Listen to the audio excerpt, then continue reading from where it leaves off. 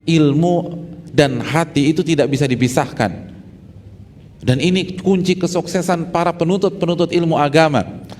Makanya Al-Imam Ibnu Qudamah mengatakan innamal ilmu ibadatul qalbi, inti dari ilmu adalah ibadah hati. Ini konsep para ulama dan ini kaidah besar dalam ilmu agama. Inti dari ilmu itu ibadah hati. Inti dari ilmu itu bukan sekedar sholat, bukan puasa, bukan penampilan, bukan busana, itu bukan inti ilmu. Inti ilmu adalah ibadah hati. Karena banyak orang berpikir bahwa inti majelis ilmu adalah merubah penampilan. Makanya betapa banyak wanita yang pakai jilbab hanya datang ke pengajian, setelah itu kembali dengan busananya masing-masing. Karena mereka pikir bahwa kajian itu adalah intinya busana.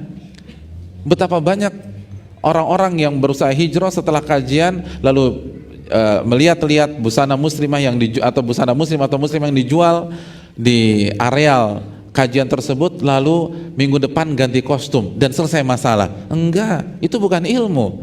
Ilmu itu innamal ilmu ibadatul qalbi. Inti dari ilmu adalah ibadah hati. Bagaimana keikhlasan kita, bagaimana ketawaduan kita, bagaimana hati kita dalam menyikapi saudara kita, bagaimana kekhusyuan kita, bagaimana rasa cinta kita kepada Allah, rasa takut kita kepada Allah. Makanya Imam Ahmad mengatakan innamal laisal ilmu bikatsrati riwayah wa innamal ilmu khasyah. Inti dari ilmu itu bertambah takut sama Allah, bukan hanya sekedar meriwayatkan hadis, bukan hanya sekedar menghafal juz 30, juz 29, juz 28 atau hafal 30 juz. Itu bukan ilmu. Kalau yang penting hafalan, orang munafik juga hafal. Kalau yang terpenting meriwayatkan hadis dari Nabi, orang munafik duduk di majelis Nabi SAW. Tapi bukan itu inti ilmu. Sedalam apa cinta kita kepada Allah, setakut apa kita kepada Allah Subhanahu wa taala setelah kita belajar, setelah kita mengkaji, itu inti ilmu. Makanya Allah mengatakan innama yakhsyallaha min ibadil ulama. Dalam surat Fatir Allah mengatakan sesungguhnya yang takut kepada Allah hanya ulama. Makanya setelah itu Imam Ahmad mengatakan inti dari ilmu adalah takut kepada Allah, dan takut adalah amalan apa? Amalan hati, bukan hanya sekedar meriwayatkan, bukan sekedar retorika, bukan sekedar orasi yang menggebu-gebu, tapi ketika turun dari mimbar seakan-akan dia tidak mengenal Allah Subhanahu wa taala. Itu bukan ilmu. Ilmu itu adalah bagaimana kita menata hati.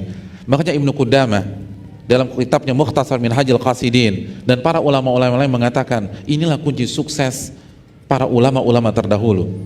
Kunci suksesnya adalah kemampuan mereka dalam menata hati sebelum mereka datang ke kajian, saat mereka belajar di kajian, dan ketika mereka pulang ke rumah mereka masing-masing. Inilah kunci sukses. Mengapa Muhammad bin Ismail menjadi Al-Bukhari, mengapa Muhammad bin Idris menjadi Asy-Syafi'i, mengapa Ahmad bin Abdul Halim menjadi Syekhul Islam Ibnu Taimiyah, mengapa Yahya bin Syaraf bin Muri menjadi Al-Imam An-Nawawi. Intinya adalah bagaimana kebeningan hati mereka, hadirin. Bukan sholatnya, bukan puasanya, tanpa mengurangi dan tanpa meremehkan kedudukan sholat.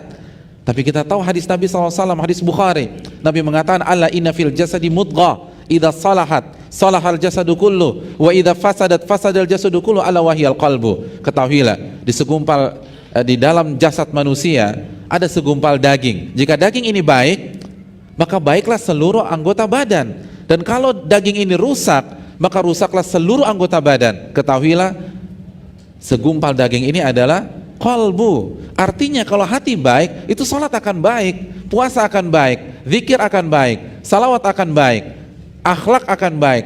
Tapi kalau titik berat kita hanya penampilan saja, maka belum tentu hati kita baik dan semuanya berantakan. Dan ini yang terjadi karena lupa menata hati. Fokusnya penampilan, fokusnya busana, fokusnya adalah simbol-simbol yang nampak. Itu bagus, tidak ada yang meremehkan. Bisa kufur kita kalau merendahkan sebuah syiar Allah Subhanahu wa taala, tapi itu bukan inti. Intinya adalah bagaimana kita mengevaluasi hati kita, membersihkan hati kita. Karena kalau hati kita baik, itu penampilan pasti akan baik. Tapi kalau hanya memperhatikan penampilan, hati belum tentu baik. Dan ini adalah kunci sukses para ulama. Bagaimana mereka menjaga hati mereka. Makanya Ibnu Qudamah rahimahullahu ta'ala mengatakan perbedaan ulama-ulama klasik, ulama-ulama salaf dengan kita pada hari ini. Kita di sini bukan di Cipaganti ya, ini eranya Ibnu Qudamah. Kata beliau perbedaannya, ulama-ulama klasik menghabiskan mayoritas waktu mereka untuk menata hati.